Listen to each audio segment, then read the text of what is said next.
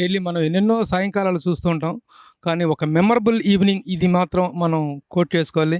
ఒక ఆహ్లాదకరమైన ఒక మెమరబుల్ ఈవినింగ్‌గా మనం ఈనాటి సాయంకాలాన్ని గుర్తుపెట్టుకుంటాం. చిరంజీవి గారితో మన పాత్రికేయ కుటుంబానికి ఉన్న అనుబంధం గురించి ఎంత చెప్పుకున్నా తక్కువే. దశాబ్దాల అనుబంధం. ఆయన కెరీర్ ఎప్పుడు స్టార్ట్ అయిందో ఆనాటి నుంచి ఆయనతో ట్రావెల్ చేస్తున్నటువంటి వాళ్ళు ఉన్నారు. వెంకటేశ్వరరావు గారు, ఈశ్వర్ గారు లాంటి వాళ్ళతో పాటు మనందరం కూడాను we are also very fortunate enough to have a wonderful journey with megastar Chiranjeevi garu. ఏ పాత్రికేయ కుటుంబానికి మామూలుగా సమాజంలో ఏ విషయం జరిగినా కూడా ఆయన స్పందించే విధానం గురించి మనందరికీ తెలుసు. సామాజిక స్పృహతోటి, సామాజికమైనటువంటి బాధ్యతతో ఆయన ఏ విషయాల పట్ల ఎలా స్పందిస్తారో మనందరికీ తెలుసు. ఇక మన పాత్రికేయ కుటుంబంలో కష్టమైన సుఖమైన ఎలాంటి విషయానికైనా ఆయన స్పందించే విధానం గురించి మనం కొత్తగా చెప్పుకోవాల్సిన అవసరం లేదు. నాకు బాగా గుర్తు, లాస్ట్ ఇయర్ అక్టోబర్ నా పుస్తకం శూన్య నుండి శిఖరాగ్రాలకు పుస్తకం ఆవిష్కరణ కార్యక్రమం కరెక్ట్గా 1 ఇయర్గా వస్తుంది. ఆ రోజున ఆ పుస్తక ఆవిష్కరణ కార్యక్రమానికి వచ్చి ఆయన వ్యక్తిగతంగా నా పట్లనే కాకుండా మనందరి పట్ల ఆయన చూపించినటువంటి అభిమానం అది అందరూ కేవలం ఏ పాత్రికేయుడు కూడా ఇదంతా నాకొక్కడికే ఇదే అని అనుకోవడానికి వీల్లేదు. ఆ రోజున ఆయన నా పుస్తక ఆవిష్కరణకు వచ్చి కురిపించినటువంటి అభిమానం, ఆప్యాయత అది మనందరి కుటుంబానికి అందరికీ చెందుతుందని నేను అనుకుంటాను. అలాగే ఈ రోజున మన పాత్రికేయుల చరిత్రని జర్నలిస్టులకు అందరి చరిత్రలు మనం రాస్తాం. మనకంటూ ఒక చరిత్ర ఉండాలి, మనకంటూ మన జర్నీ అనేటువంటిది కూడా అక్షరంబద్ధం కావాలి అనేటువంటి లక్ష్యంతో మిత్రుడు వినాయకరావు ఎన్నెన్నో పుస్తకాలు రచించాడు. వినాయకరావు అలాంటిది మన పాత్రికేయుల చరిత్రను కూడా తను అక్షరబద్ధం చేయాలనేటువంటి ఆలోచన వచ్చి ఆ పుస్తకాన్ని ఎంతో శ్రమ కూర్చి తన పుస్తకాన్ని తయారు చేయటం, ఆ తర్వాత దాన్ని రిలీజ్ గురించి చాలా కాలంగా వెయిట్ చేస్తున్నాం ఒక సరైన సందర్భం కోసం. ఆ విధంగా సార్ ఇలాగ పాత్రికేయులతో మీకున్నటువంటి అనుబంధం నేపథ్యంలో ఈ పుస్తకాన్ని మీరు ఆవిష్కరించాలి సార్ అని చెప్పేసి చిరంజీవి గారికి చిన్న మెసేజ్ పెడితే ఆయన వెంటనే స్పందించారు. ఈ రోజున టైం కుదిరింది. ఈనాటి ఈ కార్యక్రమం నిజంగా ఆయనకి మనకి మధ్య ఉన్నటువంటి ఒక అనుబంధానికి నిదర్శనంగానే భావిస్తున్నాను. అతి కొద్ది మంది ఆత్మీయ మిత్రులు సమక్షంలో తనతో ఇంతకాలంగా జర్నీ చేసినప్పుడు సీనియర్ జర్నలిస్టులు కొంతమందిని తీసుకొని వాళ్ళని మాత్రం ఆహ్వానించుకొని ఈ కార్యక్రమాన్ని మనం నిర్వహించుకుంటున్నాం. చిరంజీవి గారు, thank you very much for your magnanimity. మా కుటుంబం పట్ల, మా పాత్రికేయ కుటుంబం పట్ల మీకున్నటువంటి అభిమానానికి, ప్రేమకి మరొక మారు కృతజ్ఞతలు తెలియజేసుకుంటూ ముందుగా మీ చేతుల మీదుగా పుస్తకాన్ని ఆవిష్కరింపజేసుకుంటాం.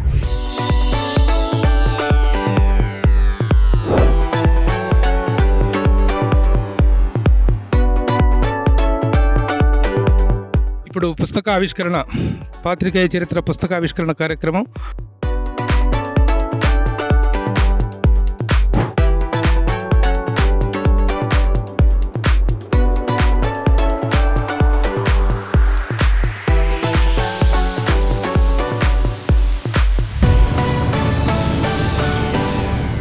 మన పాత్రికేయ కుటుంబం మొత్తానికి కూడా మనం పెద్దగా భావించుకుని ఎవరి పేరు మీదనైతే ఎవరైతే రఘుపతి వెంకయ్య అవార్డు ప్రతిష్టాపనకి కృషి చేసినటువంటి మహామహులు ఇంటూరు వెంకటేశ్వరరావు గారు మొదలుకొని కొన బ్రహ్మానందం గారు, ఆనాటి మహామహులైనటువంటి జర్నలిస్టులు అందరి చరిత్రలు రాస్తూ వాటితో పాటు మన చరిత్రను కూడా రాయటం జరిగింది.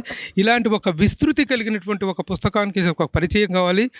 అలాంటి పరిచయ వాక్యాలు పలకటంలో, పుస్తక పరిచయంలో దిట్టైనటువంటి రెంటాల జయదేవ్, సీనియర్ జర్నలిస్ట్, సినీ పరిశోధకుడు, విశ్లేషకుడు, డాక్టర్ రెంటాల జయదేవ్, వెల్కమ్.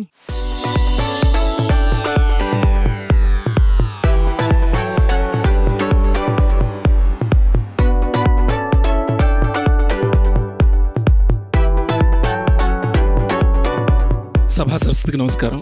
ఏం మాట్లాడాలో, ఎక్కడ మొదలుపెట్టి ఎలా మాట్లాడాలో, అందులోనూ మామూలుగా మాట్లాడడం వేరు, ఆ సభలో చిరంజీవి గారి పక్క నించొని మాట్లాడడం అదొక కొత్త ఉద్వేగభరితమైన క్షణం. అట్లానే కొద్దిగా టెన్షన్తో కూడిన వాతావరణం.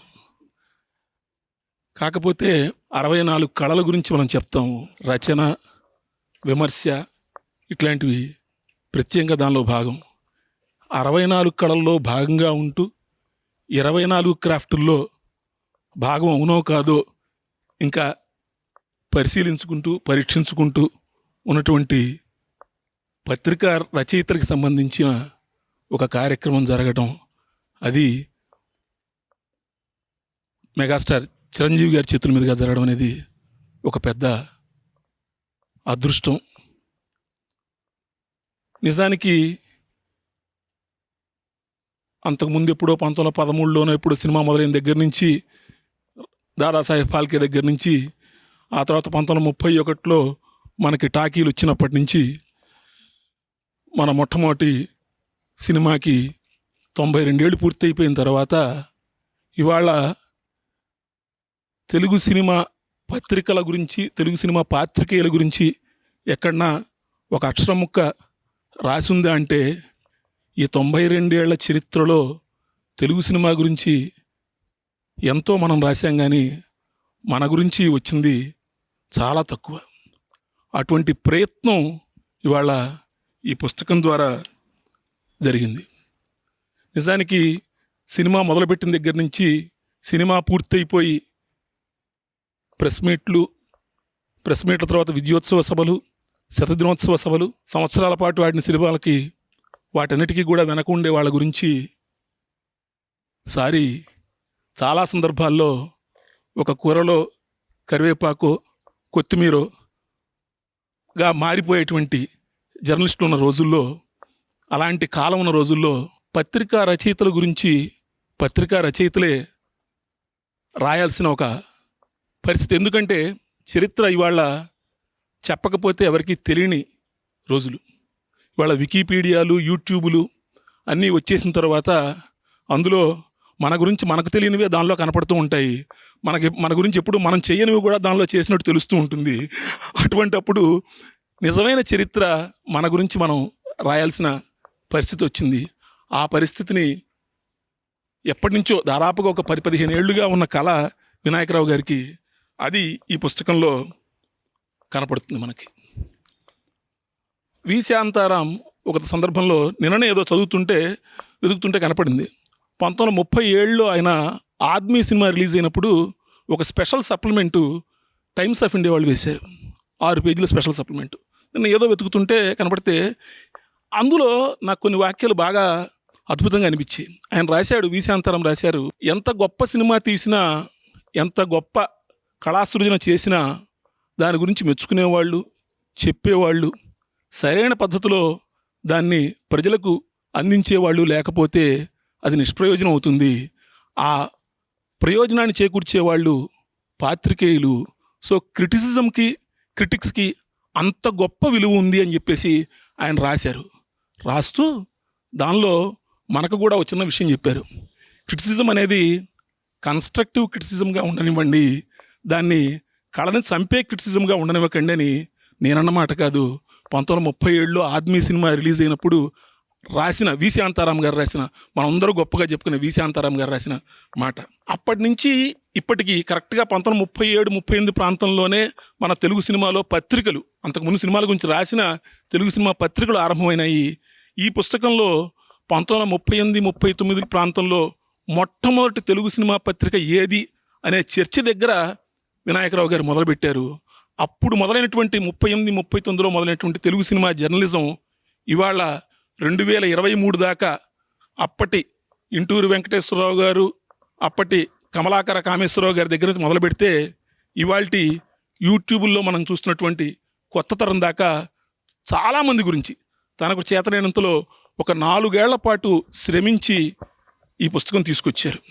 ఈ పుస్తకంలో అందుకనే దీనికి చాలా వెనకాల ఉన్నటువంటి బీకేశ్వర్ గారు, ట్రేడ్గేడి వెంకటేశ్వరరావు గారు, హేమసుందరు, సురేష్ కొండేటి, ప్రభు గారు, వీళ్ళందరూ కూడా తమదైన సాయం చేశారు ఆ సమాచార సేకరణలో. అవన్నీ కూడా ఈ పుస్తకంలో కనపడుతుంది. నాకు ముఖ్యంగా అనిపించింది ఏంటంటే మేము చూస్తే నేను కళ్ళు తెరిచి చదువుకునే సమయానికి మాకు విజయ చిత్రలో ఒక బీకే ఈశ్వర్ గారి పేరు చూస్తే పెద్ద ఫ్యాసినేషన్. ఒక హైదరాబాద్ నుంచి వచ్చే పత్రికలోనో, జ్యోతిచిత్రలోనో, సితార్లోనో మనకి భగీరథ గారిది, గుడిపూడి శ్రీహరి గారిది చూస్తే అదొక ఫ్యాసినేషను. ఇలా అక్కడి నుంచి మొదలుపెట్టి ఇప్పుడు వాళ్ళతో పాటు కలిసి ఈ పుస్తకంలో మాలాంటి వాళ్ళకి కూడా చోటు రావడం అనేది ఇవాళ తెలియదు. డౌన్ ది లేన్ ఒక 20 ఏళ్ళు 30 ఏళ్ళు పోయిన తర్వాత ఈ పుస్తకం మన పిల్లల పిల్లలు కూడా చెప్పుకుంటారు. ఒక్క మద్రాసు వాళ్ళ గురించి కాదు. మద్రాసు అనగానే, మద్రాసు అంటే అఫ్కోర్స్ చిరంజీవి గారికి కూడా తెలుసు, మద్రాసు అనేది ఒక అమ్మలాగా ఒక కడుపులో పెట్టుకుని దాచుకున్న ఊళ్ళో నాకు ఇవాళకి ఎమ్మెల్యే నరసింహం గారు, ఈశ్వర్ గారు, అర్జున్ రావు గారు, మన పాటిబండ్ల విజయలక్ష్మి గారు, పసుపులేటి రామారావు గారు, మోహన్ కుమార్ గారు, తాజీ ప్రసాద్, ఇక ఒక్కొక్క జగన్మోహన్ రావు, ఒక్కొక్క ఊళ్ళో వ్యాస్చంద్, ఎన్ని పేర్లంటే డాక్టర్ పందిరి మల్లికార్జునరావు గారు, జీవీజీ గారు, అంటే వీళ్ళందరితో అంటే ఒక బహుశా అది నాకు కూడా ఒక చిన్న అదృష్టం కూడా. 1990 నాటికి అక్కడికి వెళ్ళేటప్పటికి ఈ మనుషులందరినీ చూసి వీళ్ళతో పనిచేసే భాగ్యం కలిగింది. అప్పటి నుంచి మొదలు పెడితే 2000కి పరిశ్రమ పూర్తిగా దాదాపుగా షిఫ్ట్ అయిన తర్వాత ఈ 23 ఏళ్లలో ఎంతోమంది కొత్త వాళ్ళతోటి కలిసి పనిచేసే అవకాశం, అదృష్టం కూడా కలిగింది. అదొక గొప్ప విషయం అనమాట. ఈ పుస్తకంలో కేవలం మద్రాసు వాళ్లే కాదు, హైదరాబాద్ వాళ్లే కాదు, విజయవాడలో సినిమా జర్నలిజం ఎలా ఉంది, వైజాగ్లో సినిమా జర్నలిజం ఎలా ఉంది, విజయవాడలో తుర్లపాటి కుటుంబరావు గారు, వీరాజీ గారు, రెంటాల గోపాలకృష్ణ గారు, అంటే నాకు ఇంకొక అదృష్టం అనమాట. ఈ పుస్తకంలో మా నాన్నగారు, నేను ఇద్దరం కూడా ఈ పుస్తకంలో నేను చోటు చేసుకోవడం, అది నిజంగా నాకు ఒక గొప్ప థ్రిల్ అనమాట. వైజాగ్లో వాళ్ళందరి గురించి కూడా ఈ పుస్తకంలో రాశారు. ఇది చాలా అంటే చెప్పడం చాలా ఈజీ అండి. రాసేటప్పటికి ఇంతమందిని సేకరించి, ఇన్ని వివరాలు సేకరించి చెప్పడం అనేది, రాయడం అనేది తాడు తెగిపోతుంది. ఒక లైను, ఒక హెడ్డింగ్ రాయడానికి ఎంత మదన పడాలో సరిగ్గా రాసేవాడికైతే తెలుస్తుంది. అది ఈ పుస్తకంలో కనపడింది. అంటే మనకి ఒక గొప్ప లెగసీ ఉంది. కమలాకర కామేశ్వరరావు గారు లాంటి వాళ్ళు హెచ్ఎం రెడ్డి తీసిన ద్రౌపది వస్త్రాపహరణం సినిమా కంటే కూడా ద్రౌపది మాన సంరక్షణం బాగుంది అని 1936లో రాస్తే, బాబు నువ్వు బందర్లో కృష్ణాపత్రికలో సినీ ఫ్యాన్ పేరు మీద రాస్తున్నావు, ఎవరు నాయనని కనిపెట్టి తిట్టలేదు, కొట్టలేదు, నువ్వు వచ్చి నా దగ్గర పనిచేయనైనా దర్శకత్వ శాఖలో పనిచేయ, నాకు బాగా ఉపయోగపడతావు అని చెప్పేసి దర్శకుడికి అవకాశం ఇచ్చారు. ముళ్ళపూడి వెంకటరమణ గారు, ఇంటూరు వెంకటేశ్వరరావు గారు రాస్తే ఆ రోజుల్లో ఇంటూరు వెంకటేశ్వరరావు గారికి నీకేం తెలుసు, నువ్వు సినిమా గురించి రాయడానికి నీకేం గొప్ప అర్హత ఉంది అని వాళ్ళు ప్రశ్నిస్తే, ఆయన సహాయ దర్శకుడిగా పనిచేసి కడారి నాగభూషణం గారి దగ్గర సినిమా టెక్నిక్ తెలుసుకొని రాసినటువంటి జర్నలిస్టులు వీళ్ళందరిది మనది ఒక గొప్ప లెగసీ. ఇంత గొప్ప లెగసీని అప్పటి నుంచి ఇప్పటి వరకు ఈ పుస్తకంలో చాలా గొప్పగా చెప్పారు. జర్నలిస్టులైన రచయితలు, జర్నలిస్టుల నుంచి దర్శకులుగా అయిన వాళ్ళు, జర్నలిస్టుల నుంచి నిర్మాతలుగా అయిన వాళ్ళు, అట్లానే ఫోటోగ్రాఫర్లు, వాళ్ళు నడిపిన పత్రికలు, వాళ్ళ నడిపిన పత్రికల తాలూకు కవర్ పేజీలు, ఇక అంటే మీకు ఒక్కసారి ఆ పుస్తకాలన్నీ తిరగేస్తుంటే కనుక who is who of Telugu film journalism అనేది ఈ పుస్తకంలో కనపడుతుంది. అట్లనే ఈ పుస్తకంలో మీకు ఖచ్చితంగా ఒక 70-80 ఏళ్ల చరిత్రని ఒక 200 పేజీల్లో ఒక తిరగేసి ఒక నాస్టాలజిక్ ఫీలింగ్ వస్తుంది. అది చాలా ఇంపార్టెంటు. అది చాలా మనకి అంటే మళ్ళీ ఒకసారి 30 ఏళ్ళు వెనక్కి, నా వయసు 30 ఏళ్ళు తగ్గిపోయింది, మద్రాసులో మొదటి రోజున తిరిగిన రోజుల్లో అని నేను గుర్తు చేసుకోవచ్చు ఎవరికి వాళ్ళం. అలా చేయడానికి ఇది నాకు బాగా గొప్పగా అనిపించింది. సరే, ఇట్లాంటి పుస్తకం గురించి కాకుండా రాసిన ఆయన గురించి చెప్పాలంటే కనుక వినాయకరావు గారు నాకంటే సీనియర్. మేము చూసేప్పటికే ఆయన బయలైన తోటి ప్రభు, వినాయకరావు గారు, మన నాగేంద్ర కుమారు, ఇట్లాంటి కొన్ని పేర్లు మాకంటే ముందు తరానివి కదా. ముందు తరానికి మాకు అదొక ఫ్యాసినేషను. ఆ పై తరం తర్వాత తరం అనమాట. వీళ్ళలాగా మనం ఎప్పుడేం చేస్తామా అని చెప్పేసి అలాంటి తరం నుంచి వచ్చిన వినాయకరావు, వీళ్ళందరికంటే కూడా వినాయకరావు గారు మళ్ళీ ఇంకొక చిన్న విషయం ఏంటంటే, మనిషి చాలా సౌమ్యుడు. ఇలాంటి పుస్తకాలు రాయడంలో మటుకు రాక్షసుడు. అసలు పట్టిన పట్టు విడవకుండా రాస్తూనే ఉంటాడు ఏదో ఒకటి అని. ఇప్పటికీ నేను ఇందాక లెక్కేస్తూ చూశాను అనమాట. ఎక్కడ వెండి వెన్నెల అంటే మొత్తం పార్ సినిమాల గురించిన సమాచారం. ఒకే సినిమా 2-3 సార్లు ఎలా వచ్చింది. ఆ తర్వాత పౌరాణిక చిత్రాల మీద రాశారు. ఎన్టీఆర్ మీద 2 పుస్తకాలు రాశారు. కృష్ణ గారి మీద 2 పుస్తకాలు రాశారు. సాక్షాత్తు మెగాస్టార్ చిరంజీవి గారి మీద పుస్తకం రాశారు. దాసరి నారాయణరావు గారి మీద పుస్తకం రాశారు. రామానాయుడు గారి మీద, విజయనిర్మల గారి మీద పుస్తకం రాశారు. అల్లూరి సీతారామరాజు మేకింగ్ మీద పుస్తకం రాశారు. ఇంత లెక్కేస్తుంటే నేను ఇంకా 8 దగ్గర 9 దగ్గర ఉంటాననుకోండి. నేను లెక్కేస్తే నేనే ఆశ్చర్యపా. ఇది 12వ పుస్తకం. ఈయన అసలు మామూలువాడు కాదు అసలు. మంచి అసలు అంటే చాలా గొప్ప విషయం ఏంటంటే, ఇంకోటి శనివారం దాకా పని చేస్తాడు. ఆదివారం రాగానే ఈ ఎక్రిటేషన్ కార్డు పెట్టుకొని వైజాగ్కో విజయవాడకో వెళ్ళిపోవడం, అక్కడ ఇంటర్వ్యూలు చేయడం, అక్కడ సమాచార సేకరణ, ఫోటోల సంగ్రహణ అనే దాంట్లో మటుకు ఆయన లాంటి వాడిని ఇంకోటి నేను చూడలే. ఆయన దగ్గర, ఆయన ఇంట్లో అంత పెద్ద నిధి, బహుశా నాలాంటి వాడు ఎవరు నా ఇంటికి వస్తే ఆయన దగ్గర కొట్టేసేది అంటే డబ్బులు కాదు, ఇట్లాంటి సమాచారం, ఫోటోలు కొట్టేస్తాం. చాలా చాలా పెద్ద నిధి ఉంది ఆయన దగ్గర. అంత బాగా క్రియేట్ చేస్తూ వచ్చారు. ఈ పుస్తకం ఈ 12 పుస్తకాల తర్వాత ఇప్పటికీ ఏదో ఒకటి కొత్తగా రాయాలనేటువంటి ఆయన తపన నిజానికి చాలామందికి, ముఖ్యంగా ఏదో పేపర్లో రాసేసి సంతృప్తి పడి మా భుజాలు మేమే తట్టుకునే నాలాంటి వాళ్ళకి చాలా గొప్ప ఇన్స్పిరేషన్ ఆయన. ఇంకొక చిన్న విషయం ఆయన గురించి కూడా చెప్పి నేను ముగించాలి. ఎందుకంటే సినిమా చరిత్రకు సంబంధించినంత వరకు ఆయన చాలా కృషి చేశారు. ఇది కూడా ఓన్లీ పాత్రికేయుల గురించినటువంటి కొంత సమాచారము. పత్రికారంగ చరిత్ర కూడా టోటల్గా పత్రికారంగం ఎలా మారుతూ వచ్చిందనే చరిత్ర కూడా చేయాల్సిన అవసరం అయితే ఎంతైనా ఉంది. ముఖ్యంగా అది కూడా అటువంటి ప్రయత్నం కూడా మన నుంచి ఎవరో ఒకళ్ళు చేయాలి. అది వినాయకరావు గారు చేస్తే కనుక ఇంకా బాగుంటుందని చెప్పేసి నేను అనుకుంటున్నాను. అలానే ఈ కార్యక్రమం ఇంత గొప్పగా జరగడానికి మామూలుగా చెప్పాను కదండి, ఇలాంటి కార్యక్రమాలు ఇందాక మేము అనుకుంటున్నాం ప్రభు గారితో మాట్లాడుతున్నప్పుడు, ఇలాంటి కార్యక్రమాలు జరగాలంటే కనుక మొట్టమొదటిసారిగా మాకు అందరికీ గుర్తొచ్చేది దాసనారాయణరావు గారు. దాసనారాయణరావు గారి ఇల్లు అంటే అది ఏం లేదు, తలుపు తీసుంటుంది.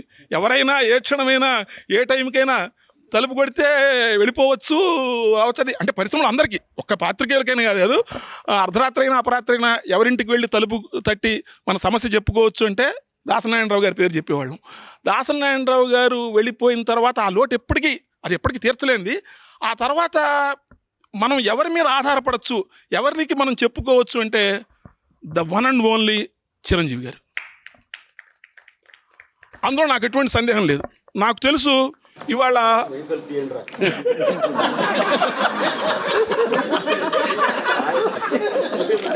ఆయనేమో డోర్ ఓపెన్ క్లోజ్ చేసి సింక్ అవ్వట్లేదు. తలుపే పెట్టలే అసలు, నువ్వు చెప్పాలి. తెరిచే అవకాశం కూడా లేదు, తలుపే పెట్టలేదు. అంటే ఆయన ఇంటికే కాదు, ఆయన హృదయానికి కూడా తలుపులు లేవు. అందుకనే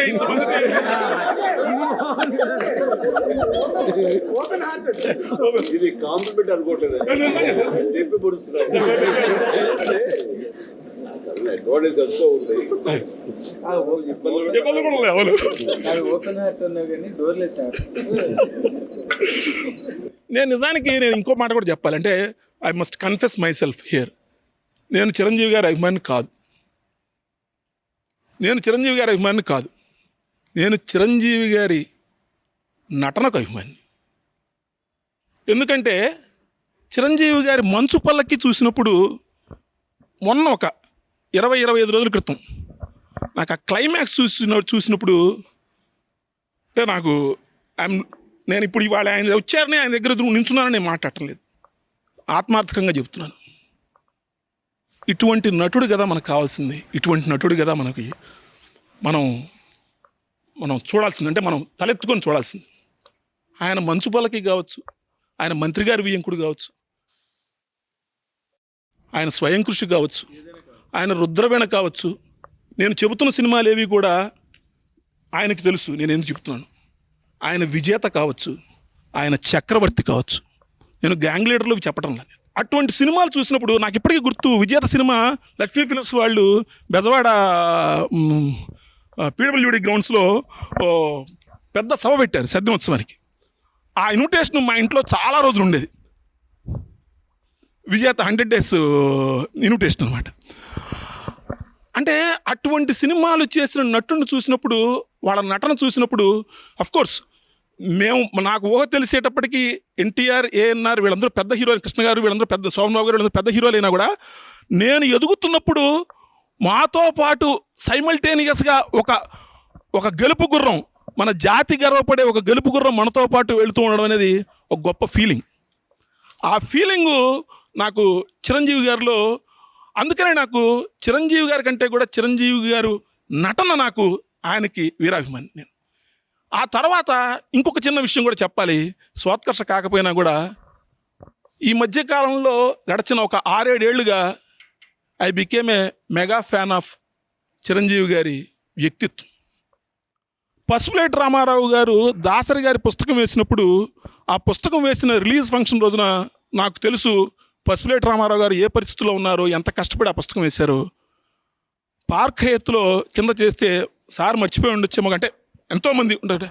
ఆయన వెళ్ళిపోతున్నప్పుడు ఆయనతో ఒక్క second, sir you did a great job sir, మా అందరికీ గౌరవం తీసుకొచ్చారు సార్ అని ఆయన వెళ్ళిపోతున్నప్పుడు నేను ఆయనతో అంటే, ఆయన మామూలుగా అంటే కనపడినప్పుడు పలకరిస్తా వెళ్ళిపోయారంటే, పసుపులేటి రామారావు గారి ఆ పుస్తకంలోనే కాదు, అంతకుముందు చిరంజీవితం వేసిన, ముఖ్యంగా పసుపులేటి రామారావు గారు చనిపోయినప్పుడు మనకు మంచికి చాలా రోజుల్లో చాలామంది వస్తారు, వెళ్ళిపోయినప్పుడు ఆ కుటుంబానికి ఎవరు అండగా నిలబడతారు, ఎవరు వాళ్ళ కోసం తమది మొత్తం, అంటే నా యంత్రాంగం మొత్తం నీ వెనక ఉంది అనే ధైర్యం భరోసా ఎవరిస్తారో వాళ్ళు కావాల్సిన విషయం. అటువంటిది చిరంజీవి గారు చేశారు. ఇంకా అప్పటి తర్వాత నుంచి ఆ తర్వాత కార్మికులకు సాయం చేయటము, కరోనా టైంలో చివరికి పత్రికా రంగానికి అందరికీ ఎవరండి పట్టించుకునేది. ఇవాళ ఎవరన్నా ఇంటికి వెళితే, ఇంటర్వ్యూకి వెళితే, ఐఎమ్ సారీ సార్ నేను కొన్ని పచ్చి నిజాలు మాట్లాడాల్సి వస్తుంది, కాఫీ ఇవ్వడం కూడా ఖర్చుగా భావించేటువంటి చాలామందిని నేను చూశాను. అలాంటి ఉన్నటువంటి లోకంలో, అలాంటి ఉన్నటువంటి ప్రపంచంలో అటువంటి, అంటే ఆ రోజు కనపడినటువంటి రంగులు, ఆ రోజున వీడి ద్వారా వచ్చేటువంటి ఎటువంటి ఉపయోగం ఉంటుంది, ఫుల్ పేజీ వేస్తాడా, అర పేజీ వేస్తాడా, అరగంట వేస్తాడా అనే దాన్ని బట్టే ఉన్న రోజుల్లో పిలిచి కూర్చోబెట్టి 30 మందికి కాఫీ టీలు ఇచ్చి, మీరు ఏ రోజైనా మా ఇంటికి రండి, ఏ రోజైనా ఇది మన కుటుంబం అనేటువంటి మనిషి ఎవరన్నా ఉన్నారంటే చిరంజీవి గారు. అందుకని ఇవాళ నేను ఆయన వ్యక్తిత్వానికి మెగా ఫ్యాన్. సో అందుకని ఇక మరీ ఎక్కువ చెప్పకుండా, వ్యక్తిత్వం అనేది అంటే నటన ఎవరైనా చేయొచ్చు, నటులు చాలామంది వచ్చారు వెళ్ళారు, భవిష్యత్తులో కూడా వస్తారు వెళ్ళిపోతారు, మంచి మనుషులు మంచి మనసున్న వాళ్ళు మటుకు మిగిలిపోతారు. చిరంజీవి గారు ఖచ్చితంగా ఆ కోవలో ఉండిపోతారు. అందుకని చిరంజీవి గారికి మరొక్కసారికి, అంటే నటన కూడా నేర్చుకుంటే రావచ్చు, సంస్కారం మంచితనం మటుకు అది సహజంగా ఉండాలి. అటువంటి మెగాస్టార్ చిరంజీవి గారికి ఈ తెలుగు సినిమా పాత్రికేయ చరిత్రను ఆవిష్కరించి మమ్మల్ని అందరినీ ఆదరించి గౌరవించి వినాయకరావు గారు లాంటి వాళ్ళు చేస్తున్నటువంటి కృషిని మెచ్చుకుంటున్నందుకు మరోసారి మా పాత్రికేయ లోకం అందరి తరఫున శతసహస్ర వందనాలు సమర్పిస్తూ నమస్కారం. చిరంజీవి గారి ఇన్స్పిరేషన్ అనేటువంటిది మనం ఏదో ఒక పర్టికులర్ రంగంలోనో ఒక పర్టికులర్ వ్యక్తుల్లో అనుకుంటాం. ఈయన చూసి, చిరంజీవి గారిని చూసి యాక్టింగ్ నేర్చుకున్న, యాక్టింగ్ కోసం ఇండస్ట్రీకి వచ్చిన వాళ్ళని కాదు, 24 క్రాఫ్ట్స్ ఆఫ్ ద ఫిల్మ్ ఇండస్ట్రీలో ఒక వేడి పుట్టించినటువంటి ఒక మెగాస్టార్. అంటే ప్రతి క్రాఫ్ట్ వాడు కూడా నేను ఆయనతో పనిచేయాలి, చిరంజీవి గారి సినిమాకి పనిచేశాను అంటాను ఒక ప్రతిష్టాత్మక విషయంగా, ఒక ప్రెస్టీజియస్ ఇష్యూగా ఫీల్ అయ్యే స్థాయికి ఆయన గ్రోత్ అనేటువంటిది ఎలా ఎదిగిందో నేను ఫస్ట్ చిరంజీవి గారి గురించి రాసినప్పుడు పుస్తకంలో దీంట్లో రాజమండ్రి ప్యాసింజర్ రైల్లా పరిగెడుతున్న చిత్ర పరిశ్రమలో రాజధాని ఎక్స్ప్రెస్ లాగా ఉరకలెత్తించినటువంటి ఒక గొప్ప యాక్టర్ వచ్చారు అనేటువంటిది ఆ రోజు నేను రాశాను. అది ప్రతి విషయం ప్రతి ఒక్కరిని ఇన్స్పిరేట్ చేస్తూ వచ్చింది. ఆ విధంగా ఆ ఇన్స్పిరేషనల్ జర్నీలో ఎవరెవరు ఎలాంటి ఉన్నత శిఖరాలకు ఎదిగారో నాకు తెలుసు. నేను ఎంతమందిని తీసుకొచ్చి చూపించిన వాళ్ళని, మొన్న ఈ మధ్యనే ఇదే ప్లేస్లో ఒక కుర్రబాడు బ్లైండ్ పర్సన్, ఇంటర్మీడియట్ చదువుతుండగా వెల్ ఆఫ్ పర్సన్, ఎలాంటి లోపము లేదు, ఉన్నట్టుండి అతనికి కళ్ళు పోయినాయి, గ్రాడ్యువల్గా కళ్ళు పోయి చూపు పోయింది. రెటీనా ఎగ్మంటీసా అనేది ఒక జబ్బు అంట, ఆ విధంగా కళ్ళు పోయినాయి అతనికి పోయిన 6 నెలలకు అతని అక్కకి కళ్ళు పోయినాయి, ఇద్దరికీ కళ్ళు పోయినాయి. ఆ కళ్ళు, ఆ చూపు అలా మాయమైపోయింది వాళ్ళకి. కానీ చిన్నప్పటి నుంచి చిరంజీవి గారి సినిమాలు చూస్తూనే పెరిగారు వాళ్ళు. అలాంటి పరిస్థితుల్లో మేము పట్టుదలగా జీవితాన్ని సాగించాలని చెప్పేసి నౌ హీ గాట్ అమెరికాలో ఉన్న ఒక ప్రెస్టీజియస్ యూనివర్సిటీలో హీ గాట్ ఏ సీట్. ఇక్కడ ఎన్ని జాబులు వచ్చినా సరే నాకొద్దు, ఐ వాంటెడ్. ఎవరయ్యా నీకు ఇన్స్పిరేషన్ అంటే చిరంజీవి గారు. ఆ అమ్మాయి చెల్లెలకి వాళ్ళ తండ్రి జాబ్ వచ్చింది, గవర్నమెంట్ జాబ్ వచ్చింది. ఆ గవర్నమెంట్ జాబ్కి వెళ్తే ఆ అమ్మాయి ప్రతి ఒక్కరు జాలి పడుతున్నారంట, నాకు మీ జాలి వద్దు అని చెప్పేసి ఆ అమ్మాయి ఆ గవర్నమెంట్ జాబ్కి రిజైన్ చేసి అన్ని కాంపిటేటివ్ ఎగ్జామ్స్ రాసేసి now she had become a wonderful officer in Bengaluru. ఇద్దరు అన్నా చెల్లెలు, అక్కా తమ్ముళ్ళని తీసుకొచ్చి సారుకు పరిచయం చేస్తే వాళ్ళ కాళ్ళ మీద పడి ఆయన చేతి స్పర్శ కోసం పరితపించిన ఆ విధానం చూసి నిజంగా సార్ హార్ట్ టచింగ్ అనమాట.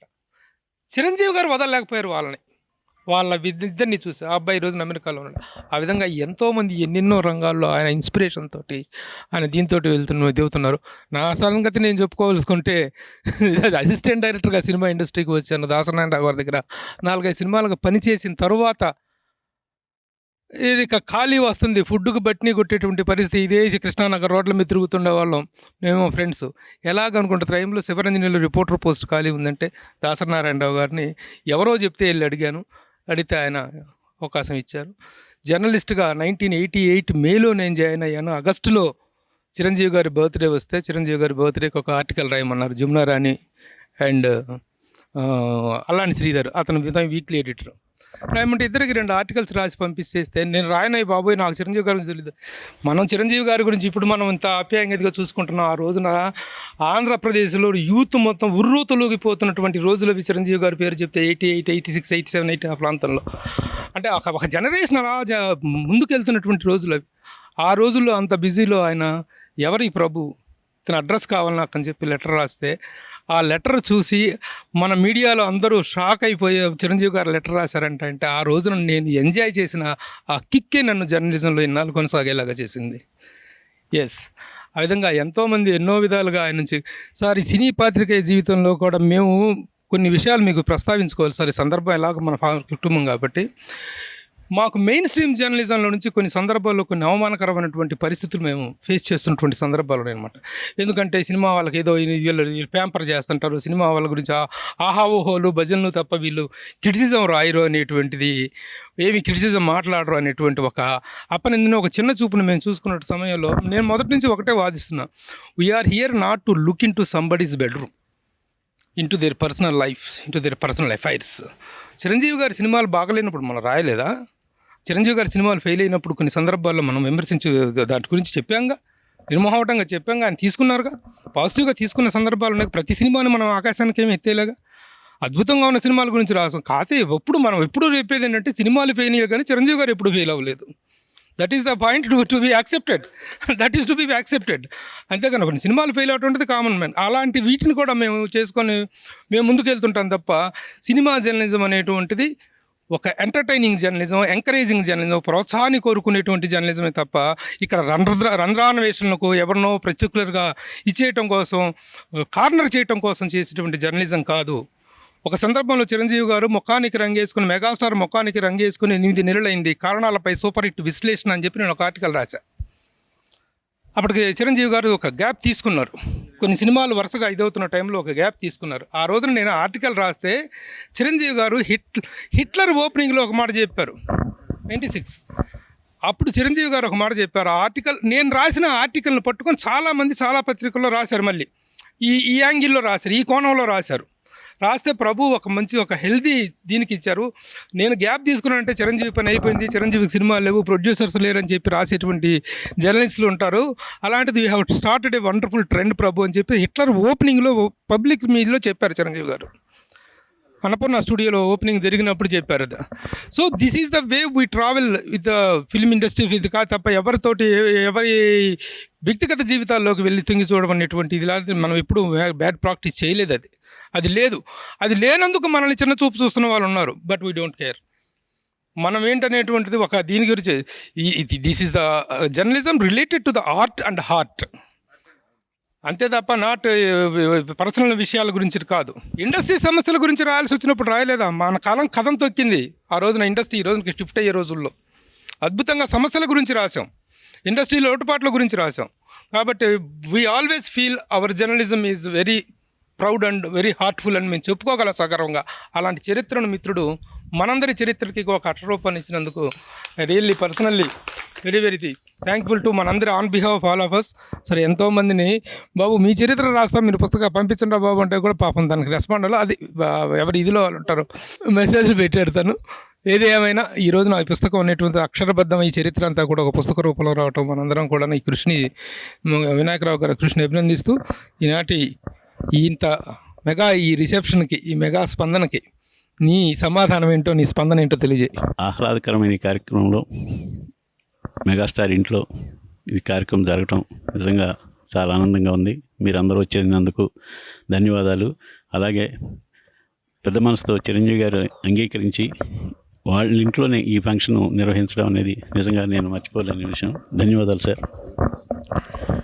తెలుగు సినిమా పాత్రికేయ చరిత్ర రాయాలనే కోరిక నాకు 3 నుంచి ఉందండి. అంటే నేను సూర్య పత్రికలో పనిచేస్తున్నప్పుడు, సూర్య దినపత్రిక, దాంట్లో ఒక 9 వారాల పాటు సీరియల్గా రాశాను అప్పుడు చరిత్ర. తర్వాత చిత్రాంజలిలో చేరిన తర్వాత మా ఇన్ఛార్జ్ ఆయన ఎడిటరు జేపీ గారి సహకారంతో ఒక 15 వారాల పాటు జర్నలిస్టుల ఇంటర్వ్యూలు వేశాం. జర్నలిస్టుల ఇంటర్వ్యూలు వేయడం అనేది ఫస్ట్ ఆఫ్ ఇట్స్ కైండ్. ఒక సినిమా జర్నలిస్టుల గురించి కానీ ఎందుకంటే ఇప్పుడు మనం ఎంతోమందికి ఎంతో రాస్తుంటాం, మన రాత్రుల వల్ల పెరుగుతుంటారు. తర్వాత చాలా సందర్భాల్లో మనం చూసాం, జర్నలిస్టులను పట్టించుకునే వాళ్ళు కూడా ఉన్నారు. ఒక స్థాయికి ఎదిగిన తర్వాత జర్నలిస్టులతో అవసరం ఏముందని బిహేవ్ చేసేవాళ్ళు కూడా ఉన్నారు. ఇవన్నీ చూసి నిజంగా చాలా బాధపడి, ఎందుకంటే మన గురించి మనం ఎంతోమందికి రాసి మన కలంతో ఎంతోమంది పైకి తీసుకొచ్చాం. మన గురించి ఎవరు పట్టించుకోలేరు, మన గురించి మనం ఎందుకు రాయకూడదు అనే తపనతో నేను ఇది స్టార్ట్ చేశాను. మొదలుపెట్టినప్పుడు చాలామంది తిట్టారు నన్ను, నీకేం పని పాట లేదా, జర్నలిస్టుల గురించి నీకేం రాస్తావు, ఎవరు చదువుతారు, ఎవరు కొంటారు. ఇప్పుడు ప్రతి మంది వ్యాపార దృష్టితో ఆలోచన చేయలేమండి. ఒక జర్నలిస్ట్గా నా బాధ్యతగా నేను చేసి ఈ పుస్తకాన్ని కరెక్ట్గా మొన్న అక్టోబర్ 6వ తారీఖుకి 4 ఏళ్ళు అయింది. పుస్తకం ప్రింట్ అయ్యి కూడా 10 నెలలు అయింది. అప్పటి నుంచి సరే మంచి డేట్ కోసం చూసి ఆయన నిజంగా విసిగించాను నేను, చిరంజీవి గారిని ఎన్ని మెసేజ్లు పెట్టి వేసి విసిగించాను. పాపం ఆయన కూడా చాలా బిజీగా ఉన్న వ్యక్తికి కాబట్టి నేను అయినా సరే నేను డేట్ ఇచ్చి చేసినందుకు చాలా ధన్యవాదాలు సార్.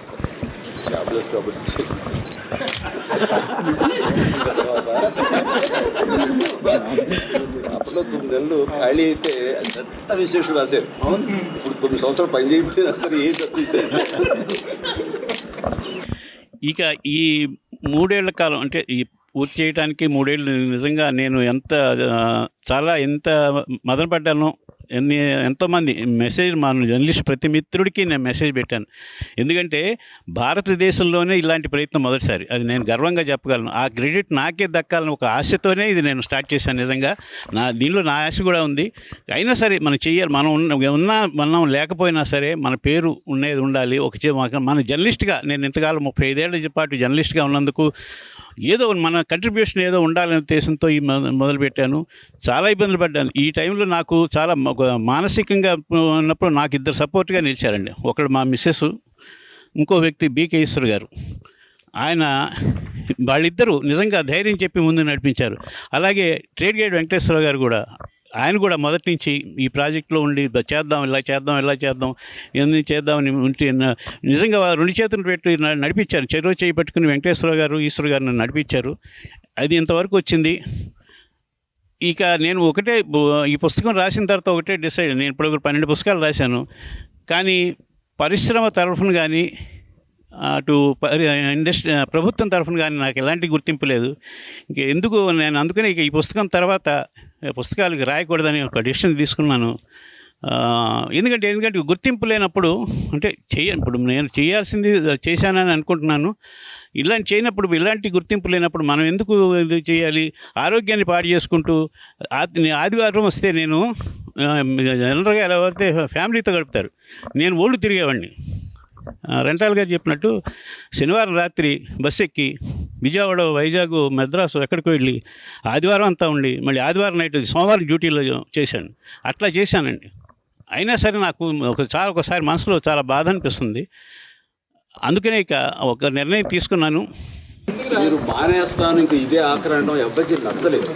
దీని వాల్యూ ఇప్పుడు తెలియదు. మన జయదేవ్ గారు అది దాని కొన్నాళ్ళు పోయిన తర్వాత నెక్స్ట్ జనరేషన్స్కి ఇలా ఉండేవాళ్ళ అనేది ఎవరు రాశారంటే ఫస్ట్ మీరే గుర్తుకొస్తారు. మీ తర్వాత మిగతా అందరం తలుచుకుంటాం. సో అలాంటి గొప్ప ప్రక్రియకి, అలాంటి గొప్ప ప్రయత్నానికి మీరు ఆపేసి ఇదే బహుశా లాకర్ అనుకుంటా అలా అంటే మాత్రం అది ఎవరు హర్షించలేరు. అందులో ఎవరు చూడండి, మీ కంక్లూడింగ్లో ఎవరు స్పందన లేదు అస్సలు. మీరు ఫ్యామిలీకి దూరం అయ్యారు, రైట్.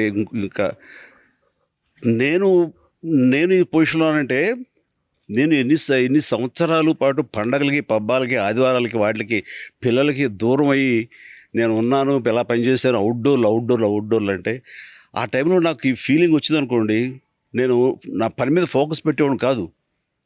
సో మనం రెస్ట్ తీసుకోవడానికి, ఫ్యామిలీతో మనం గడపడానికి ఎలాగో మన టైం ఫ్యూచర్లో వస్తుంది. మనం ఏమి పెద్ద ఎప్పుడు ఇదే ఎనర్జీతోటో ఇదే మెంటల్ పవర్తో మనం ఉండం.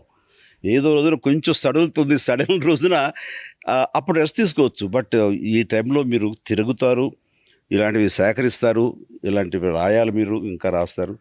ఎందుకంటే ఇలాంటి ప్రయత్నాలు అందరికీ చేయాలని ఉంటుంది, కానీ ఏదో దీంట్లో అనేది ఉంటుంది. వాళ్ళకి ఫోకస్ తక్కువ అయి ఉండొచ్చు, లేదా వాళ్ళ ఫోకస్ ఇంకో దాని మీద డైవర్ట్ అయి ఉండొచ్చు.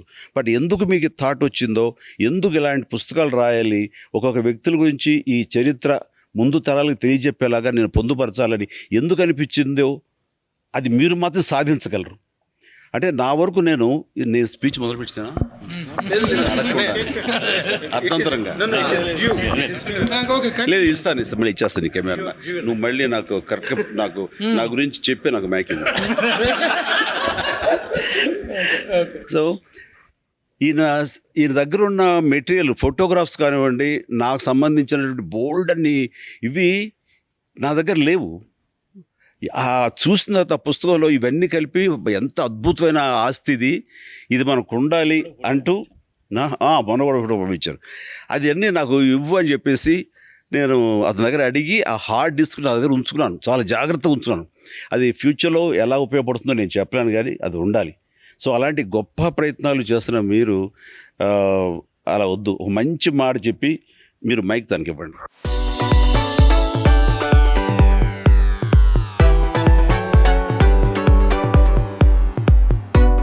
ఓకే సార్, నా మాట నేను వెనక్కి తీసుకుంటున్నాను.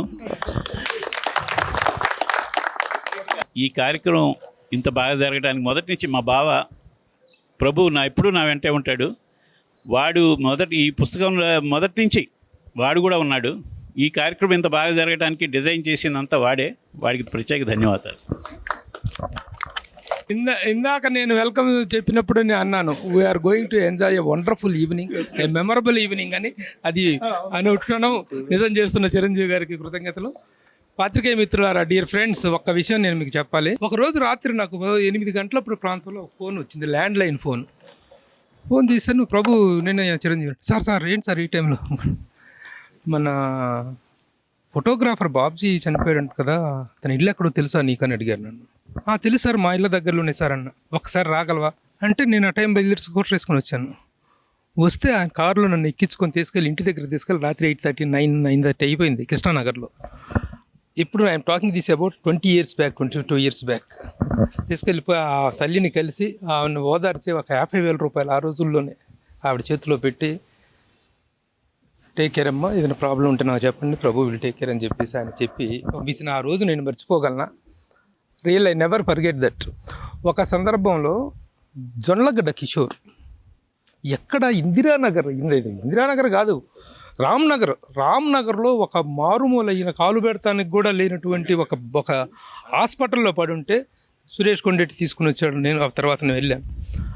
అక్కడికి వెళ్ళి రామ్నగర్ అనేటువంటి గల్లీ ఏరియాలోకి వెళ్ళి ఆయన కారు దిగుతుంటే రోడ్డు మీద చిరంజీవి గారు మెగాస్టార్ చిరంజీవి గారు రామ్నగర్ గల్లీలో ఒక చిన్న హాస్పిటల్కి వెళ్ళి ఆ హాస్పిటల్లో ఆ కిషోర్ని పలకరించి అతనికి డబ్బులు ఇచ్చి అతనికి సహాయం చేసి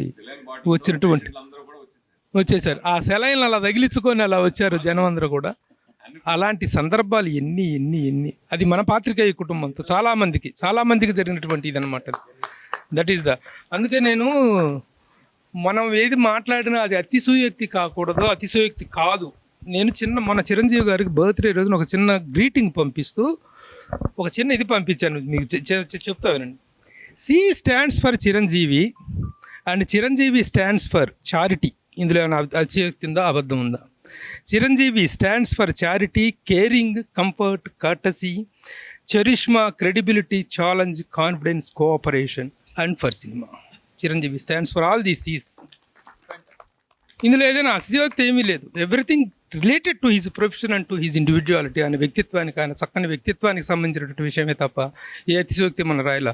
cinema journalism is not a flattering is different from ఎప్రిషియేషన్కి ఫ్లాటరీకి తేడా తెలుసుకోలేని వాళ్ళే మాత్రమే సినిమా జర్నలిజం గురించి తక్కువ మాట్లాడతారు తప్ప ఎప్రిషియేషన్ ఈజ్ అన్ ఆర్ట్. ఆ ఆర్ట్ అనేటువంటిది ఒక వ్యక్తిత్వాలను పొగుడుతున్నప్పుడు, అభినందిస్తున్నప్పుడు, ఆ అభినందనలో ఉన్నటువంటి వాస్తవాన్ని గ్రహించగలిగినప్పుడే దాంట్లో ఉన్నటువంటి స్ట్రెంగ్త్ ఏంటో, ఆ వ్యక్తిలో ఉన్నటువంటి వ్యక్తిత్వం ఏంటో అర్థమవుతుంది. అలాంటి స్ట్రాంగ్ అండ్ స్ట్రెంగ్తీ రైటింగ్ రాయడానికి మనకు అవకాశం ఇచ్చాడు తప్ప లూజ్ రైటింగ్, లూజ్ ఫ్లాటరీకి ఆయన ఎప్పుడు మనకు అవకాశం ఇవ్వలేదు. దట్ ఈజ్ వాట్ చిరంజీవి గారు ఈ రోజున ఈ కార్యక్రమం ఏర్పాటు చేసుకోవడంలో ఒక చిన్న మెసేజ్ తోటి this all happened and we are all here enjoying this evening. Chiranjeevi garu, once again we bow to your magnanimity, sir. Thank you very much and I request you to respond. చాలా బాగుంది, చాలా ఆహ్లాదంగా ఉంది. నేను స్పీచ్ పేపర్ తెచ్చుకున్నాను కానీ ఎవరో కొట్టేశారు. జయదేవ్, నువ్వే జయదేవ్, నువ్వు అన్ని నా పాయింట్లో నువ్వు మాట్లాడేసావు. ఇప్పుడు నాకు పాయింట్ లేకుండా చేసావు. ఏం మాట్లాడి చెప్పు, నాకు ఆయుధం తీసుకుని. సరే, ఆల్ రైట్. కానీ ఎంత మాట్లాడినా తరగని, చెప్పుకోవాల్సినంత బోల్డ్ అంత సుదీర్ఘమైన అసోసియేషన్ నాకు జర్నలిజానికి. నాకు అంటే నిన్న 50 సంవత్సరాల సుదీర్ఘ ప్రస్థానం మన సత్యానంద్ గారిది, రైటర్. ఆయన వెళ్ళి, ఆయన ఇంటికి వెళ్ళి ఆయన పెద్ద పూలదండ వేసి, బొకే కాకుండా పూలదండ అంటే మెడ్రాస్లో అది పెద్ద ఇది, అక్కడ కల్చర్ అది. సో పెద్ద గజమాలు తీసుకెళ్ళి ఆయనకి వేసి ఒక సరస్వతీదేవి విగ్రహం ఆయనకి ఇవ్వాలనిపించింది. సరస్వతి పుత్రుడు కాబట్టి ఆయనకి ఇచ్చి కాసేపు కూర్చున్న తర్వాత ఆయన కొంతమంది యంగ్ రైటర్స్ ఉంటే వాళ్ళందరూ కూర్చోబెట్టుకుంటూ, నాకంటే 5 ఏళ్ల తర్వాత చిరంజీవి వచ్చావు. చిరంజీవి 45 ఏళ్ళు, నాకు 50 ఏళ్ళు ఈ ఇండస్ట్రీలో. ఈ 45 ఏళ్ళు నేను ఆయన అబ్జర్వ్ చేస్తూనే ఉన్నాను. నిన్న మొన్న కూడా మేము కలుస్తూనే ఉంటాం. ప్రతి సినిమాకి ఆయన పనిచేస్తూనే ఉంటాను నాతో పాటు సొసైటీ. అండ్ ఆయన అంటారు, చిరంజీవికి రైటర్స్ తోటి అనుబంధం ఏ హీరోకి నాకు తెలిసి లేదు. ఆయన ఏ నిర్మాత ఇంటికి వెళ్ళటం, కూర్చోవడం నేను చూడలేదు. ఏ దర్శకుల ఇంటికి కానీ, ఏ ఆఫీస్కి కానీ వెళ్ళి కూర్చోవడం ఉండదు. కానీ ఆయన ఇంటికి పిలిపించుకోవడం కానీ, లేకపోతే వాళ్ళ దగ్గరికి వెళ్ళటం కానీ, అది ఓన్లీ రచయితలకి ఆయనకి మాత్రమే ఉంది. అలాగే రచయితల ఇంటికి వెళ్తూ ఉండేవారు చిరంజీవి గారు. అది చెప్పాలంటే మన గొల్లపూడి మారుతుల గారితోటి, అలాగే సత్యానంద్ తోటి, అలాగే సత్యమూర్తి గారితోటి, జంధ్యాల గారితోటి, వేటూరి సుందరరామూర్తి గారితో, ఆయన కథా రచనలతోటి, యమహానగర్ రాసినప్పుడు కూడా నేను ఆయనతో కూర్చుని ఇద్దరు పరస్పరం కొన్ని అర్థాలు తెలియకపోతే ఏంటంటే ఇది అని చెప్పేసి అవి తెలుసుకున్నప్పుడు ఆయన రాసినవి. అట్లాగా రైటర్స్ తోటి, జర్నలిస్టులతోటి, ఇంకా సినిమా జర్నలిస్టులకు వచ్చేసరికి నేను ఎక్కువ పేరు పెట్టి పిలిచేంత, లేకపోతే గౌరవంగా ఈశ్వర్ గారు అని కానీ, లేకపోతే శ్యామ్ అని కానీ, ఇలాగా అందరు ఒకళ్ళిద్దరు కాదు, అందరు దాదాపుగా నాగేంద్ర కానివ్వండి, పేరు పెట్టి పిలిచేంత చనువు, ఎక్కడ ఉన్నా సరే వాళ్ళని గుర్తించి పేరు పెట్టి పిలిచేంత చనువు, అది మనసులో రాకపోతే, మనసులో వాళ్ళకి స్థానం ఇవ్వకపోతే అది గుర్తు అనేది ఉండదు మనకి. అది అంత ఇదిగా నేను ఉంటాను. అలాంటివి నాకు జర్నలిస్టుల దగ్గర నుంచి చాలా హెల్తీగా, చాలా మంచి మంచి ఆర్టికల్స్ వస్తూ ఎంతో ఎంకరేజ్ చేసి నన్ను నేను మోల్డ్ చేసుకోవడానికి అవకాశం కల్పించింది. నా తప్పులు సరిదిద్దుకోవడానికి కూడా గురుపుడి శ్రీహరి గారు ఇలాంటి వాళ్ళు కొంతమంది రాతలు అవి కూడా నాకు హెల్ప్ అయినవి. సో చెప్పాల్సి వస్తే ఎక్కువ వాళ్ళ గురించి నా రోజు షూటింగ్లో వాళ్ళు నా దృష్టికి రాకుండా పోరు. ఎందుకంటే చేసినప్పుడు వాళ్ళు ఏమని ఫీల్ అవుతారు, ఏమని రాస్తారు అంటూ ఒక హెచ్చరికలాగా కూడా వాళ్ళని నేను మైండ్లో పెట్టుకుంటూ నన్ను నేను కరెక్ట్ చేసుకోవడానికి ఈ రోజు కూడా జరుగుతూనే ఉంటుంది. బట్ ఇంత ఇదిలో కూడా నేను ఎప్పుడు నెగిటివ్ సైడ్ నేను ఎప్పుడు పట్టించుకొని మాట్లాడను. కానీ ఒక్కోసారి వెళ్తుంది, అది తెలియదేం కాదు. ఆ రోజుల్లోనూ ఉన్నారు, ఈ రోజుల్లోనూ ఉన్నారు. సోషల్ మీడియా విపరీతంగా ఉన్నట్టు ఈ రోజుల్లో కూడా అలాంటి పరిస్థితులు నెలకొని ఉన్నాయి. కాబట్టి వాటి మీద మనం దృష్టి పెడితే మన ఎనర్జీస్ అన్ని వేస్ట్ అయిపోతుంటాయి. దాన్ని మనం పట్టించుకోకపోవటం అనేది మన మానసిక సంతృప్తి, మన మానసిక శాంతికి మనం ద్రోహం చేసుకోవడం కాదు, అది ప్రొటెక్ట్ చేసుకోవడం అవుతాం మనం. అప్పట్లో నాకు యంగ్ కొత్తగా వస్తున్నాము, నా గురించి ఫస్ట్ రాసింది మాగంటి కోటేశ్వర. అతను రాశాడు క్రాంతి కుమార్ అందిస్తున్న కాంతి కిరణం అని ఫస్ట్ హెడ్డింగ్. అదే నా గురించి చూసుకోవడం జ్యోతి చిత్రంలో. అది చూసుకున్న తర్వాత ఆ రోజు పొందిన ఆనందం అంతా ఇంత కదా. అసలు నన్ను కాంతి కిరణం అంటూ పొగిడేయడం అని చూస్తే అది ఎన్నిసార్లు చదువుకోవడం నాకే తెలియదు. దాన్ని మడతపెట్టి మనం దాచుకుని ఎన్నో తెలియదు. ఆ తర్వాత ప్రాణం ఖరీదులో పసుపేటి రామారావు రాశాడు. పసుపేటి రామారావు అప్పుడు రాసినప్పుడు నాకు ఏదో ఆనందం వస్తే ఒక గిఫ్ట్ లాంటిది ఇవ్వటం, ఏదో చెయ్యాలి అనే ప్రయత్నం. అలా చేసిన దాంట్లో ఆయన వద్దండి తీసుకోలేదు డబ్బులు అవి ఇస్తుంటే. అట్లాగా ఇందాక అన్ని వాళ్ళ ఫ్యామిలీకి ఎంత బాసటగా ఉన్నాడు అని అంటే వాళ్ళు చేసేటువంటి వాళ్ళు చూపించిన ప్రేమ అభిమానం, జర్నలిస్ట్ రాసినటువంటి ఆ చిన్న 4 అక్షరాలు ఈ రోజున నా బాధ్యతని వాళ్ళ కుటుంబం తరపున కానీ ఇది చేసేవారు.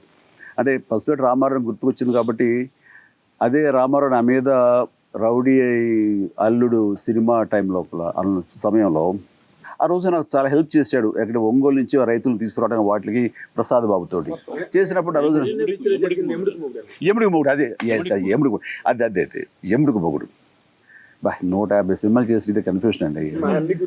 అదే 75 అయితే గుర్తుంటుంది. సరే లేదు చిన్నప్పుడు అతనికి నేను ప్రసాద్ బాబు సినిమాలో ఉన్నాడు కాబట్టి ప్రసాద్ బాబుని గురించి మాట్లాడుతూ అతనికి షీల్డ్ ఇచ్చి అతని గురించి ప్రస్తావించాం. నెక్స్ట్ జర్నలిస్ట్ సోదరులు ఎవరైనా నువ్వు నెక్స్ట్ నిన్నే పిలుస్తారు ఇల్లు అని అనేసరికి పాపం బలవంతం అతనికి ఇప్పుడు ఇష్టం ఉండదు పిలిపించుకోవడం. చాలా ఇది వద్దు అని పిలుస్తాడు అనేసరికి నేను పిలవలేదు. నాకేంటంటే నెక్స్ట్ డే ప్రెస్ మీట్ ఉంది, పత్తి రైతులని గురించి మాట్లాడుతూ వీళ్ళిద్దరిని రమ్మన్నాను. అక్కడ కదా ఇతని ప్రత్యేకత అని నేను అలా అనుకున్న మైండ్లో. సినిమా ఫంక్షన్లో నేను ఇతను పిలవలేదు. రేపు ఫంక్షన్ ఉంది, రేపు ప్రెస్ మీట్ ఉంది మా వేలచ్చేరి హనీ హౌస్లో. నేను అందరితో మాట్లాడి ఎక్కడ రామారావు అంటే రాలేదు సార్. ఎందుకు రాలేదు, ఏం ప్రాబ్లం ఏంటి లేదు అలిగేడు సార్. అయ్యేసరికి అలగటం ఏంటి అని అనుకోలేదు నేను. వెంటనే అరే అతను ఒక మనసుని గాయపరిచాను, ఆ మనసుని అంటే ఆ ఫీలింగ్ తోటి ఆయన ఇంటికి వెళ్తే లేడు. బిఏ రాజు కూడా ఉన్నాడు అక్కడ పై పోస్టర్లో. వెళ్ళి వాళ్ళ ఇంట్లో ఉండి రాజు కాసేపు అలా కంపెనీ ఇచ్చాడు. తర్వాత 1:30 ఆకలి అవుతుంది వెళ్ళాలి, లేడు 1:30కి అది చెప్తారు. 1:30 నాకు ఆకలి అవుతుంది, ఆయన లేటుగా వచ్చేదా కంగారు పడిపోయాడు. అప్పుడు ఫోన్స్ ఏం లేవు కదా కాంటాక్ట్ చేయడానికి. అనేసరికి ఏమైనా కోపం వచ్చినట్టు అలిగే ఉంటాయి. లేదు సార్ అందరూ అనేసరికి మీరు పిలుస్తారని నాకు అనిపించింది, పిలవలేదు అందుకని కొంచెం ఇది అనిపిస్తారు, అందుకని వాళ్ళందరూ చాలా అవమానం జరిగింది అనేసరికి తట్టుకోలేక వచ్చారు సార్. అంటే నాకంటే ముందు వాళ్ళ వలన సూటిపోటు మాటల వలన నేను ఇదైందని చెప్పుడు వచ్చారు. సరే అయ్యా ఏమనుకో, నీకు ఈవేళ మార్నింగ్ నేను పిలిచి నీ గురించి చెప్దామని అనుకున్నాను, నీకు థ్యాంక్స్ చెప్దాం అనుకున్నాను అని అన్నాను. ఆకలి అవుతున్నాయా బాబు నువ్వు అంటే అన్నం పెట్టని నేనే అడిగి పాప ఆవిడ కంగారు పడిపోయి తింటారా మా ఇంట్లో. అలాగే ఇంట్లో తిని వాళ్ళకి ఆనందంగా అంతమించి నేను ఎప్పుడు వాళ్ళకి ఏమీ చేసింది లేదు. ఒక ప్రేమని పంచానేమో చేసేసరికి తప్పు నా మీద వేసుకుని నా తప్పిదంగానే వెళ్ళి క్షమాపణ కోరాను కాబట్టి ఆ తర్వాత వాళ్ళకి పుట్టిన బిడ్డలకి మా ముగ్గురు తమ్ముల పేరు కలిసి వచ్చేలాగా అబ్బాయి పెట్టుకుని తన యొక్క ఇది ప్రేమ అనే అభిమానం తను ఆ విధంగా చాటుకున్నాడు. అంటే ఇది ఎందుకు చెప్తానంటే ఇంత అసోసియేట్ అయి ఉంటుంది, ఇంత ఇష్టంగా ఉంటుంది. అందుకని ఎప్పుడు నా గురించి ఎవరు బ్యాడ్గా రాయకుండా వెళ్ళారు. ఆ రోజు నుంచి కూడా రాశారు. కాగడా శర్మ లాంటి ఒక వ్యక్తి డబ్బులు ఇవ్వు నీ గురించి రాస్తాను అది అని అనేవాడు. నీ పేర్లు చెప్పొద్దు డైరెక్ట్గా చెప్పేస్తున్నాను. అందుకని ఆ రోజు నా దగ్గర అంత డబ్బు లేదు. సో వాడు కొంచెం మరి ఏం రాశారు అయితే ఐ లవ్ యూ అనే ఒక సినిమాకి ఆయన కొంచెం వెళ్ళరాసిన గుర్తు బాధపడింది. ఆ రోజు నాకు బాధపడ్డాను. అట్లాగా ఇంకొకసారి ఇంకొక జర్నలిస్ట్ రాసిన రాతలు నేను మనసు గాయమైంది. వ్యాసచంద్ర లాంటి వాళ్ళు రాసిన దానికి ఇప్పటికీ మొన్న అడిగాడు ప్రభు, ఏంటి సార్ ఆ గొడవ మీకు సొమ్మనికి అని. అంటే ఎప్పుడో వ్యాసచంద్ర ఎందుకు రాస్తాడు ఏమో తెలియదు. అతన్ని అడిగాను, కాదని చెప్పండి సార్ మీరు అది రాద్దాం ఏం పోయింది అన్నాడు. చాలా తేలిగ్గా బాధ్యత రహితంగా. అతనికి వద్దులేనన్నాను. ఏదో వాడు ఊహించి రాసుకున్న దానికి ఈ రోజున ఎన్నోసార్లు సుమన్ను దాన్ని ఖండించాడు, నేను ఖండిస్తూనే వచ్చాను.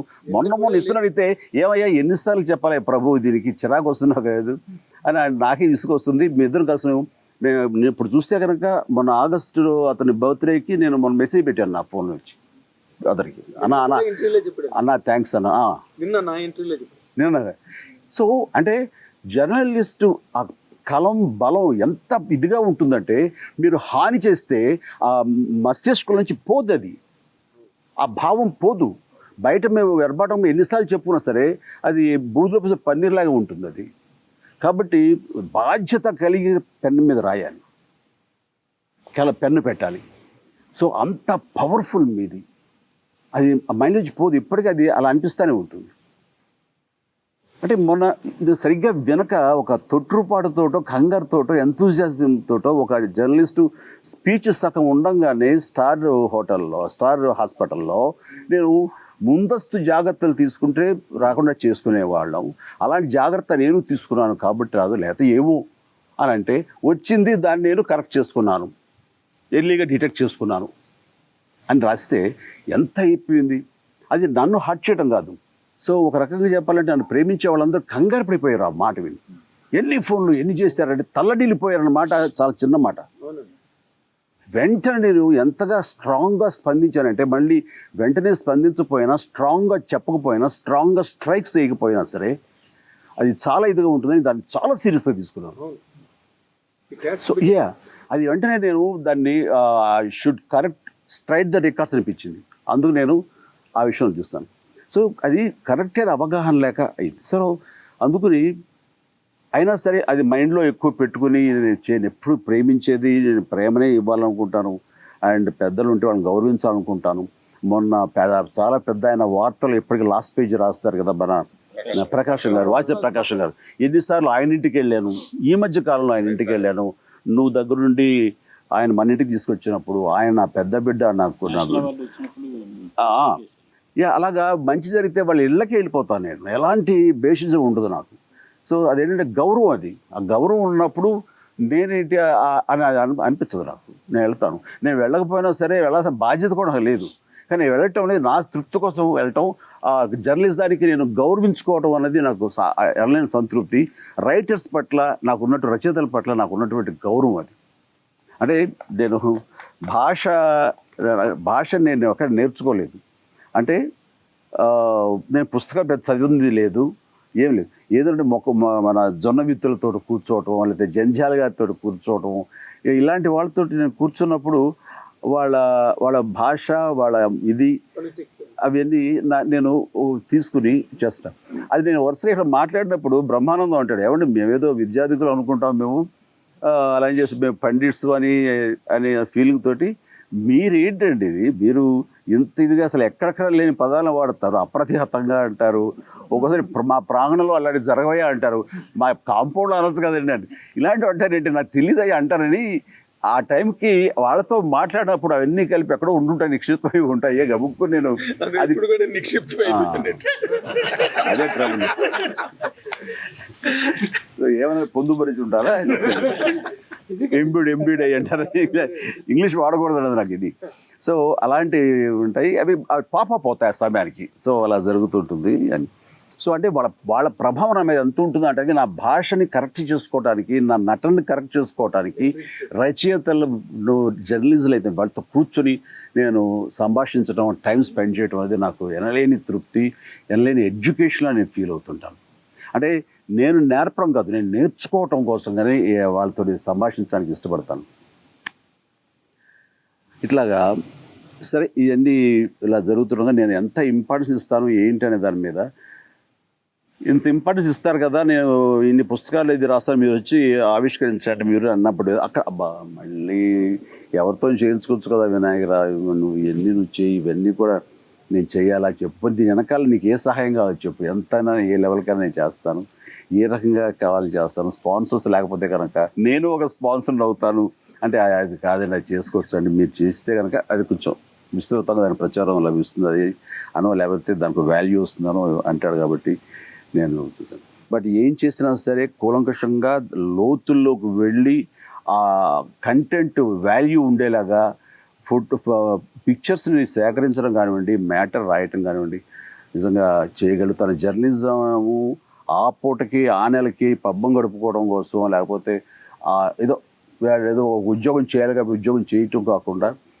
ముందు తరాలను కూడా దృష్టిలో పెట్టుకుని అతను రాసేటువంటి పుస్తకాలు, నా మీద పుస్తకం రాశారు, ఇందాక చెప్పినట్టుగా దాసరి గారి మీద, కృష్ణ గారి మీద, ఇలాంటి ఎన్నో పుస్తకాలు, మన జయదేవ్ చెప్పినట్టుగా 12 పుస్తకాలు దాకా ఉన్నాయని అంటే కనుక నాకు ఆశ్చర్యంగా ఉంది. నాకు అన్ని పుస్తకాలు రాశారు అనుకోలేదు. Very good. అందుకని అలాంటి వాళ్ళు ఈ యొక్క ప్రయత్నాన్ని మానుకోకూడదు, ఇది జరుగుతూనే ఉండాలి. అండ్ నేను అనుకుంటా అబ్బాయి ఎన్నాళ్ళు ఇంకా డ్యాన్స్లు వేయాలి, ఇంకా ఎన్నాళ్ళు ఫైట్లు చేయాలి ఏంటో చాలేరా బాబు, ఇప్పుడు నడుచుకుంటూ వెళ్ళి రికార్డింగ్ తోటి బొమ్మని మన హీరోయిజం లేపేస్తే హాయిగా వెళ్ళావా షూటింగ్కి, మేకప్ తురు తీసుకున్నావా, డబ్బులు ఇచ్చారా, జోలు పెట్టినావా, ఎంత బాగుంటుంది. అలాంటి పరిస్థితి కాదు మంది. మనం ఆడాలి, ఫైట్లు చేయాలి, ఒరిజినల్గా మనమే చేయాలి, ఒళ్ళు హోనం చేసుకోవాలి, అప్పుడు కానీ ప్రొడ్యూసర్లకి తృప్తి ఉండదు, చూసే ఆడియన్స్కి తృప్తి ఉండదు, డైరెక్ట్గా తృప్తి ఉండదు, నాకు తృప్తి ఉండదు. ఎందుకంటే ఏ మాట కష్టపడాలి అంటాను, మన తృప్తి కోసం మనం కష్టపడాలి. సో అందుకనే ఏదో అలా అలా అనుకుని వాళ్ళు చూసుకుని వీళ్ళు చూసుకుని ఇలాంటి పుస్తకాలు రావు, మనం కష్టపడితేనే వస్తాయి. ఆ కష్టపడే వాళ్ళకి ఆ రిసెప్షన్ ఇంకోలా ఉంటుంది, ఇది చాలా మంచిది. అయితే ఒకటి ఫైనాన్షియల్గా మాత్రం ఇబ్బందికి గురయ్యేలాగా, కష్టానికి అయితే మాత్రం నేను సమాధానం ఇందాక చెప్పాను. ఫైనాన్షియల్గా అయితే మాత్రం డెఫినెట్గా 10 మంది అందరం మంచి మనసుతోటి తల ఒక చెయ్యి ఇవ్వాలి. నేను మెకానిక్ అల్లుడు సినిమా షూటింగ్ జరుగుతుండగా అమెరికా కొన్ని వారాల గ్యాప్ తర్వాత వెళ్ళాను. తిరిగి వచ్చిన తర్వాత ఆ సితారో, చిత్రం, శివరంజనం ఇలాంటివన్నీ ఉంటాయి. అప్పట్లో ఏముంది, కుర్రోళ్ళ ఉత్సాహం, మన ఫోటోలు పడినవా, ఏం పడ్డారు, ఏం రాశారు అనేది ఉంటుంది. సో నా 3 వారాలు అక్కడ పెట్టారు. సరే అయితే అని నేను లేకుండా కొంత భాగం షూట్ చేసుకుంటున్నారు మెకానిక్ అల్లుడు. నేను చూశాను ఈ పుస్తకం. నెక్స్ట్ ఇంకొక మ్యాగజైన్ చూశాను. ఎక్కడ ఏంట్రా మన బొమ్మ లేదు అనేది ఫీలింగ్ వచ్చింది. ఏమై ఉంటుంది మన బొమ్మ లేదు అని చూస్తే, ఏరా ఏంటి ఎవరు కవర్ చేయట్లేదు ఏంటి, సితార్లో నాగేంద్ర కుమార్ అయినా కవర్ చేస్తాడు కదా. నీదా? నాగేంద్ర కుమార్ కాదు, సారీ, నాగేంద్ర మోహన్ గోటెడ్డి, సారీ, ప్రస్తుతం నీ పేరు వస్తుంది. ఎక్కడ కూర్చున్నా అన్నయ్య గుండెలో నా పేరు.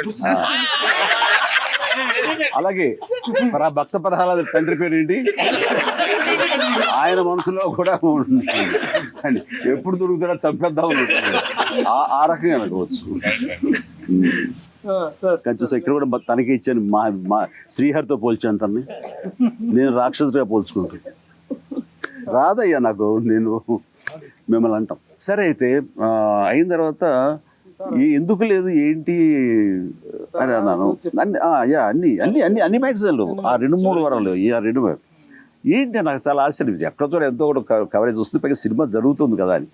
అని తర్వాత సార్ మీ మీద అలిగారంటండి ఇప్పుడు జర్నలిస్టులు. నా మీద అలగటమా? అవునండి, అందరు కలిసి లోపాయికారుగా ఒక నిర్ణయం తీసుకున్నారు, మీది కవర్ చేయకూడదని. అదేంట్రా, అసలు జర్నలిస్ట్గా ఇచ్చే విలువ అంత ఇంత కాదు. ఇంతవరకు గతంలో కానివ్వండి, భవిష్యత్తులో కానీ ఏ హీరో ఇవ్వనటువంటి కవర్ పేజీలు నేను ప్రత్యేకించి వాళ్ళకి ఇస్తుంటాను. నేను పెళ్లి కుట్లో హ్యాంగ్ చేసినప్పుడు జ్యోతి చిత్ర అదే స్టిల్లు, సితార అదే స్టిల్లు, 2-3 రోజుల్లో వచ్చి శివరంజన్ అదే స్టిల్లు, ఇలా ఉండకూడదని అంత సెన్సిబుల్గా నేను ఆలోచించి ఒకరికి ఇచ్చింది మరొక ఎవరు కూడా వేరుగా ఇస్తాను. దానికి నేను మళ్ళీ డ్రెస్ వేసుకుని మళ్ళీ డ్రెస్ మార్చి వాళ్ళ కోసం ప్రత్యేకించి స్టిల్స్ తీసి ఆ స్టిల్స్ ఇచ్చేవాడిని. అంత ప్రత్యేకించి ఇంపార్టెన్స్ చూపిస్తే ఇదేంటిది ఏం లేదు, పైగా నాకు క్లూ లేదు ఏంటి అని అనుకుంటే, ఒక సీనియర్ జర్నలిస్ట్ ఆయన కారణం అని తెలిసింది.